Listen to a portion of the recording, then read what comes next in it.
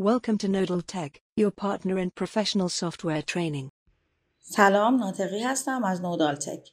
توی این ویدیو میخوام یک لیست خیلی کاربردی رو بهتون معرفی کنم که مساحت هر پارسل رو به صورت تکی بهمون میده. اول از همه لیست رو لود میکنیم با دستور apeload. اسم لیست بمون هست ARD.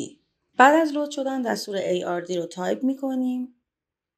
حالا کافیه که وسط هر پارسل یا هر پلیگونمون کلیک کنیم. لیست به صورت خودکار مساحت همون پارسل رو محاسبه میکنه. من الان چند تا پلیگون نمونه کشیدم که یکی یکی میزنم.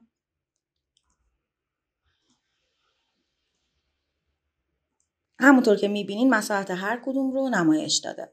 حالا برای کنترل صحتش ما اون رو با پراپرتیزمون ایریاشو چک میکنیم. اینجا ایریاش 39 و 46 میبینیم که 39 و 46 زده. این تکستمون هم برای دایره 33 و 14 که همونجوری که می‌بینید توی پراپرتیزش هم مساحت 33 و 139 که روندش کرده به دو رقم اعشار. همونجوری که دیدین پس لیست هم درست کار کرد، چکش کردیم. حالا توی ویدیوی بعدی لیست بی رو میخوام بهتون معرفی کنم که مجموع چندین پارسل یا پلیگونمون رو با هم حساب میکنه. پس ویدیوی بعدی رو از دست ندین. ممنون که همراه ما بودین.